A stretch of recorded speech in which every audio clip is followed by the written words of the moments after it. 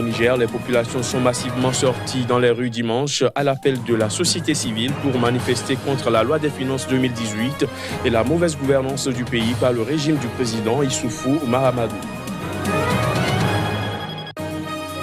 Au Comores, la justice a lancé un mandat d'arrêt international contre l'ex-vice-président Jafar Saïd Ahmed Hassan, qui a été inculpé par la justice pour des faits d'attentat et de complot contre l'autorité de l'État. Et puis en Ouganda, le président Yoweri Museveni accuse des ONG financées par des gouvernements étrangers d'envoyer de l'argent à ses opposants politiques. C'était lors d'un discours à Kampala. On en parle également dans ce JT.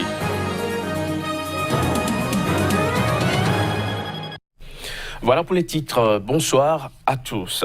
Au Niger, la population est massivement descendue dans les rues dimanche à l'appel de la société civile pour manifester contre la loi des finances 2018. La foule a également dénoncé une mauvaise gouvernance de la part du régime du président Issoufou Mahamadou. On fait le point avec notre correspondant au Niger, Abdul Karim Mahamadou. Du pays comme à Niamey, ce sont plusieurs milliers de personnes qui ont battu le macadam pour une nouvelle fois dire non à la loi des finances 2018 et la mauvaise gouvernance du pays par le régime de Niamey. Une gouvernance caractérisée selon les organisateurs de cette 19e journée d'action citoyenne par la corruption, le détournement des deniers publics, l'enrichissement illicite, la violation répétée de la Constitution et des droits de l'homme. Ce pourquoi les citoyens sont sortis nombreux à la grande satisfaction des organisateurs. Ce qu'il faut retenir, c'est qu'un peu partout dans le pays, les gens sont en train de se mobiliser, de prendre conscience. Donc cette journée d'action citoyenne, elle se déroule sur l'ensemble du territoire national.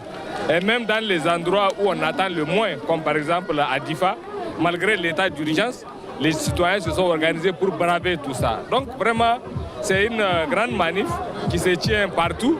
Et nous sommes vraiment très fiers de ça et ça va continuer. Côte à côte, à l'occasion de cette manifestation, acteurs de la société civile et de l'opposition politique, ils se sont mis ensemble, disent-ils, car le pays est malade et qu'il a besoin d'une union des démocrates et patriotes pour être sauvé de la dérive autoritaire du régime en place. Nous sommes là pour parler de la gouvernance, de la démocratie et des libertés de notre pays. Donc c'est pour cela que nous sommes présents et comme nous l'avons dit, nous serons de toutes les batailles dans ce pays. Le pays se porte mal.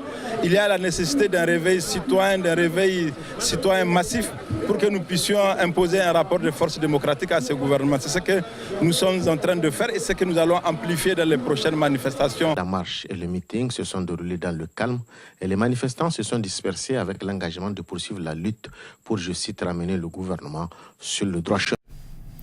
Au Comores, la justice a lancé un mandat d'arrêt international contre l'ex-vice-président Jafar Saïd Ahmed Hassan. Ce dernier, qui avait quitté le Comores jeudi pour un voyage à l'étranger, a été formellement inculpé vendredi dernier par la justice pour des faits d'attentat et de complot contre l'autorité de l'État. Les images. Un juge d'instruction de la Cour de sûreté de l'État a formellement inculpé vendredi Jafar Saïd Ahmed Hassan pour des faits d'attentat et de complot contre l'autorité de l'État et délivré un mandat d'arrêt contre lui. Cette décision de justice est intervenue alors que l'ancien vice-président avait quitté les Comores jeudi pour un voyage à l'étranger sans être inquiété. Visiblement pas informé de ce voyage, la police a interpellé son épouse et l'a placée en garde à vue pendant près de 24 heures avant de la relâcher selon l'entourage de l'ancien vice-président. Le ministère des Affaires étrangères de l'archipel a pour sa part informé ses missions diplomatiques et consulaires que les passeports diplomatiques délivrés en faveur de Jafar Ahmed Saïd Hassan en qualité de vice-président ont été annulés. Magistrat de formation, l'ancien vice-président était tombé en disgrâce depuis plusieurs mois pour avoir critiqué ouvertement la réforme constitutionnelle du président Azali Assoumani, adoptée à une très large majorité par référendum le 30 juillet. Jafar Ahmed Saïd Hassan avait jugé cette réforme illégale et anticonstitutionnelle et dénoncé avec toute l'opposition une dérive dangereuse du chef de l'État. En bref, au Zimbabwe, le nouveau gouvernement du président Emerson Mnangagwa a prêté serment ce lundi matin. La cérémonie s'est déroulée à Harare, la capitale. Le chef de l'État zimbabwéen, faut-il le rappeler, a présenté vendredi dernier un nouveau gouvernement largement remanié de 20 ministres auquel il a assigné la mission essentielle de développer et moderniser l'économie en faillite du pays. Principale figure de la nouvelle équipe gouvernementale, l'économiste Mthuli Ncube, il a hérité du portefeuille stratégique des finances pour relancer l'économie nationale. En Ouganda, le président Yoweri Museveni accuse les ONG financées par des gouvernements étrangers d'envoyer de l'argent à ses opposants politiques. C'était lors d'un discours à Kampala, discours durant lequel il a également abordé les questions de lutte contre la criminalité qui mine la capitale ougandaise. On écoute. Il n'y a pas de mal à avoir une presse responsable et honnête, du moins en Ouganda. Nous pouvons donc voir comment traiter les médias étrangers racistes qui pensent que les Africains sont incapables de faire les choses correctement s'ils ne sont pas des marionnettes des Occidentaux. In Africa, on the other hand, NGOs funded by foreign governments. En Afrique, par contre, les ONG financées par des gouvernements étrangers donnent de l'argent aux acteurs de l'opposition, leur donnent des conseils et mentent en leur nom. Ces étrangers peuvent penser que les Africains sont faibles et stupides. C'est d'ailleurs ce que Henry Kissinger aurait dit une fois en 1973 dans la guerre israélo-arabe. Cependant, Dieu parfois se tient aux côtés des faibles. L'Afrique pourrait un jour surprendre ceux qui la maltraitent. Africa may one day surprise those who abuse her. Respond.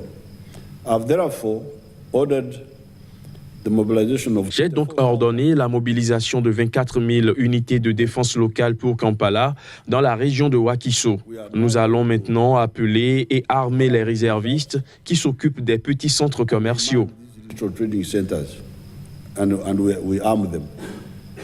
Of course, it's no problem. We must make sure that nous devons veiller à rétablir une paix totale face à la criminalité. Alors ça va durer 1 an jusqu'à ce que l'on installe des caméras, entre autres, dans la ville. Ensuite, nous pourrons demander à ces jeunes de retourner à d'autres travails. These young people to go back to do their other work.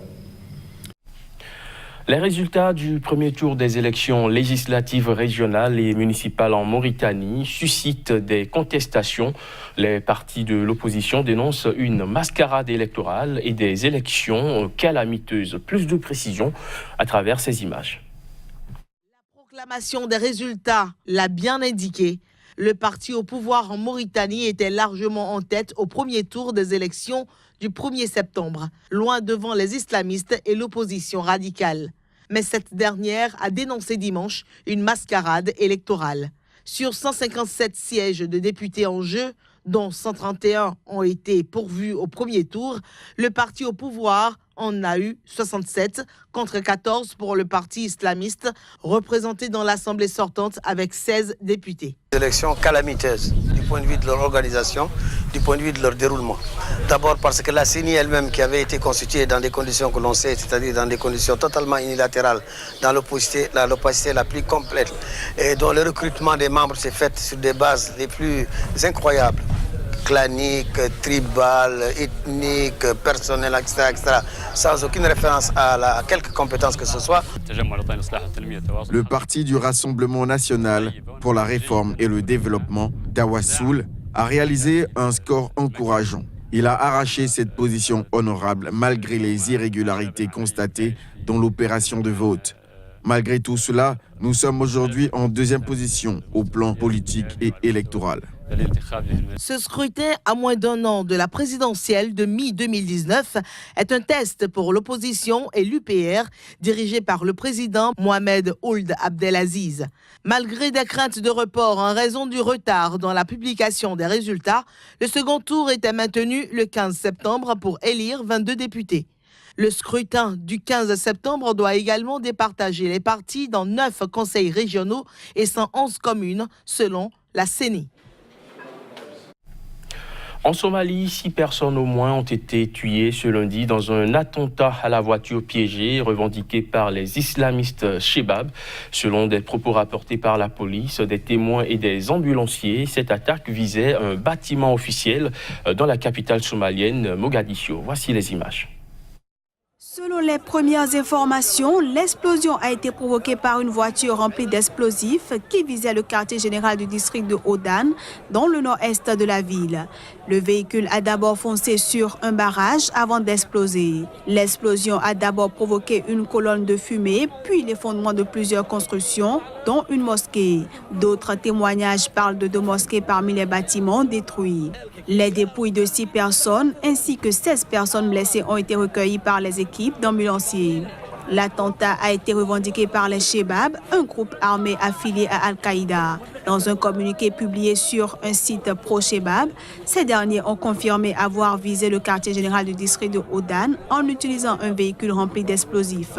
Les Shebab ont juré la perte du gouvernement fédéral soutenu par la communauté internationale et les 20 000 hommes de la force de l'Union africaine en Somalie. Chassés de Mogadiscio en 2011, les Shebab ont ensuite perdu l'essentiel de leur bastion. Mais ils contrôlent toujours de vastes zones rurales d'où ils mènent des opérations de guérilla et des attentats suicides, y compris dans la capitale somalienne, contre des cibles gouvernementales, sécuritaires ou civiles.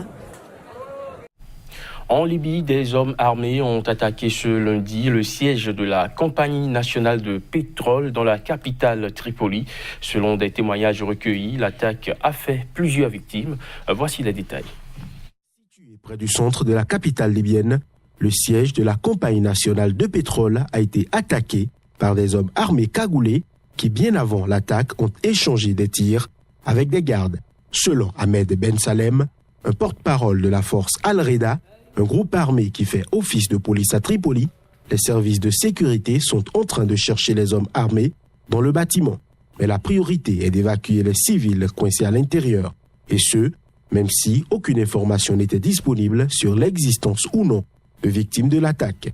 L'attaque, qui n'a pas été revendiquée jusqu'ici, intervient 4 mois après celle revendiquée par le groupe État islamique contre la haute commission électorale qui avait fait 14 morts.